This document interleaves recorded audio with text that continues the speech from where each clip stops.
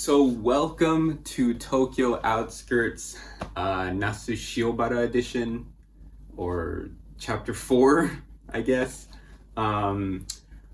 This video will be a little bit different because I'm trying a new form of narration, so we'll see how it goes. But we went to Nasushiobara back in early November as part of Japan's domestic campaign to get people to travel and to boost the economy in different areas around Japan. So we actually got to stay there for really cheap at this hotel. I think it ended up being about 8,000 yen, or like 80 bucks per person for 2 nights. Breakfast, dinner, transportation, and even most of lunch was included. It's like, please just be here for 30 bucks a night, please. And we got to the onsen, and the view from our rooms were amazing. We had these traditional washitsu rooms right next to each other, so we could peek our head out the window, throw over a can with a piece of string attached, and have instant communication. It was the future. Or we could knock on the wall and communicate with Morse code or something. The possibilities were endless. After arriving at the hotel, we had no time to waste. We were hungry. We needed to get lunch, so we took a walk. And on our journey, we came across this bridge that was surrounded by these red and gold trees everywhere. And I should mention, the reason we took the 4-hour trip up here was to witness the Koyo, which at the time was just beginning. I loved how many colors there were everywhere. Green and yellow and red and orange. After the bridge, we re-began our search to find lunch, and who would have guessed it would be so hard? It was about 1:45 p.m. and every restaurant had closed. We called a few places and they all told us the same thing. Sorry, we're closed for the day. It wasn't even 2 p.m. yet, but we finally got lucky and walked by this house turned sobaya and got lucky that there happened to be a table open for 5 at that exact moment. This cute little house shop was run by this old grandma and grandpa, and I wish I got this on video, but when we walked in, the grandpa was cutting up fresh soba near the window, so we knew what we were about to eat was the good homemade stuff. So after we had food in our stomach, we found a dessert place actually, and we happened to be one of the last customers, and they only happened to have like 2 things left on the menu at that time anyway. Now this shot I thought looked really cool, like a drone shot or something, but the reality was I really needed to pee, and the waterfall was just not doing it for me, so I was walking over toward the toilets, leaving my friends behind. It was an emergency situation, so... Yo. The main part of this section, though, is the Saru. The whole town was infested with these monkeys.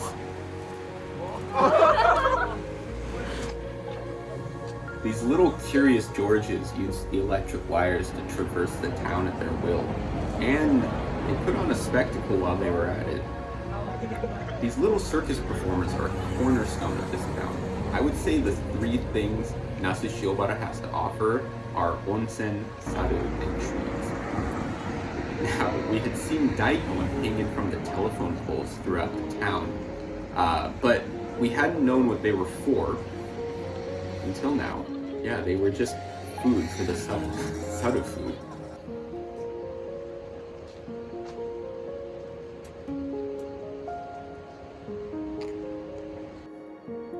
As night was approaching, we made our way to Yuppo no Sato, which is Japan's quote-unquote largest Ashiyu. It stretches for about 60 meters, which in the imperial scale is from about over there to somewhere over there. Anyway, as you walk out to the ends of the half circle, the water gets hotter and the floor is made up of different rocky terrains that honestly felt so good.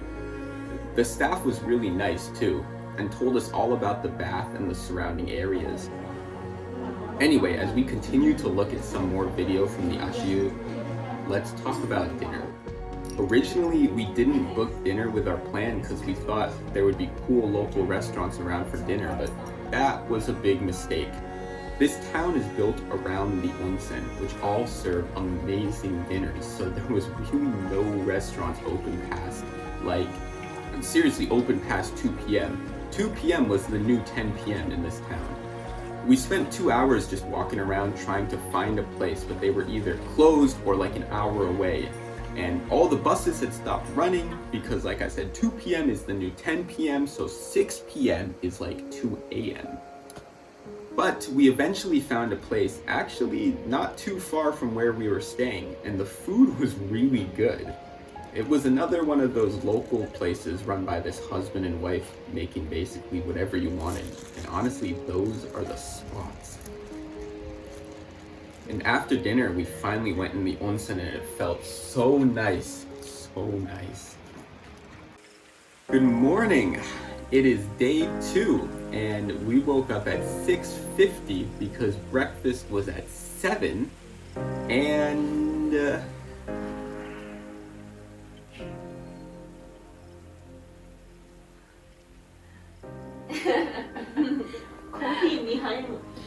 here we are at 7:40 chugging along with 5.5 hours of sleep, which by the way is not an adequate amount of sleep, Dana. So we met back up at 9 and found ourselves back at the bridge to start our day. We didn't really have any specific places in mind to visit, so we just walked around with no real intent. Saw a bunch of beautiful colors, but the colors I knew were going to be here. What I didn't realize was how abandoned this town really was. Whoa. Whoa, whoa, whoa. 肉じゃがとか? Like, look at this abandoned 10-year-old vending machine selling oden or nikujaga. And this whole supermarket was abandoned, along with the entire apartment building. It just looked so run down. We saw a fair amount of places like this too. Buildings that were on the brink of collapse, but which would cost too much money to take down, so they just let sit idle, hanging by a thread. If this were a horror movie, this would be the shot right here. Anyway, this was the backside of the building, and if you look closely, you can see some sun-bleached towels hanging in the bottom right balcony. Whose were those? What happened to that person? We continued walking along this main road further into the mountain and away from the valley we were in. We got a nice view of just how secluded this little village is from the world. It must have been crazy like 200-300 years ago. The best part about this early morning hike would have to be this little secluded river that we found. The leaves were gorgeous, and I don't think I've said gorgeous in a really long time. They were gorgeous. The leaves were gorgeous. Gorgeous. Gorge. Like a gorge. Is it a gorge? Is it a gorge? I'm not sure. I can't remember. A gorge is like a stream, right? Yeah, so it's gorgeous, or half gorgeous or something. Anyway, let's move back to the video. We found this river just off the road, and there was a little overgrown trail leading down, so we decided to venture down there and check it out. And I love exploring like this. It was our little mini impromptu hike, and to be honest, we had all been really wanting to hike. And look at this cool picture of me Maya took. This place was spectacular.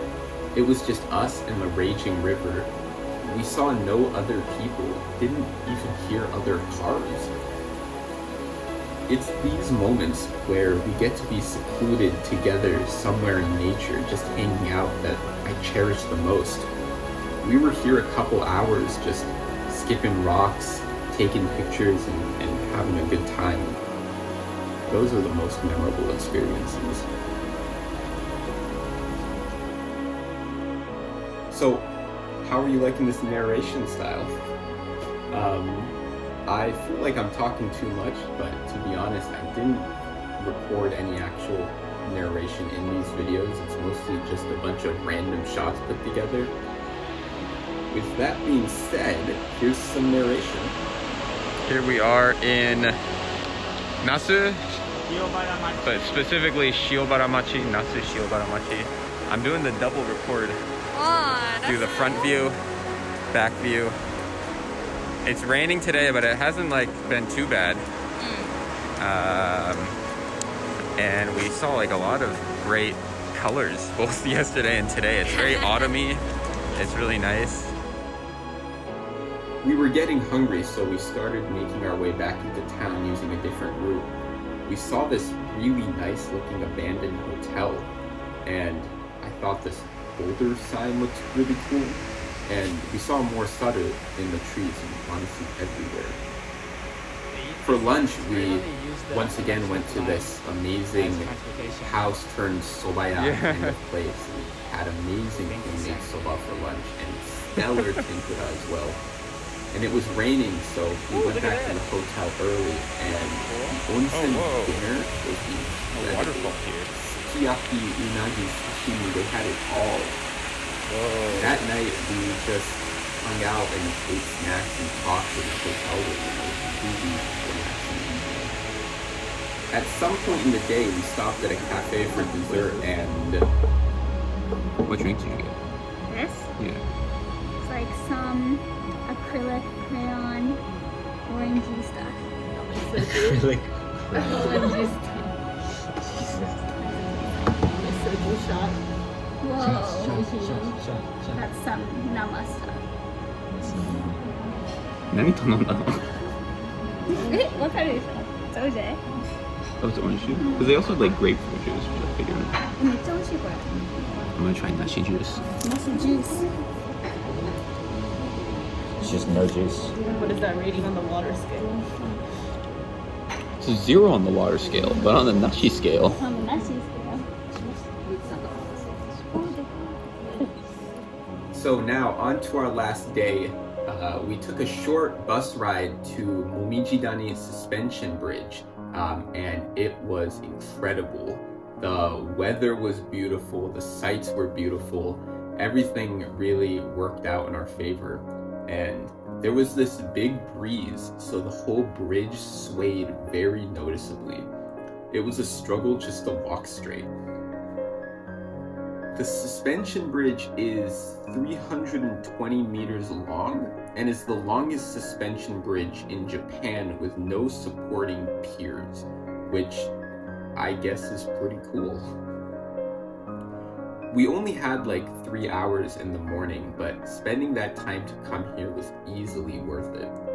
The bus back to the city left around 12:30 and brought us all the way back to Yokohama, where we got some waffles for dessert, or maybe dinner. And that concluded our Tokyo Outskirts overnight trip to Nasushiobara.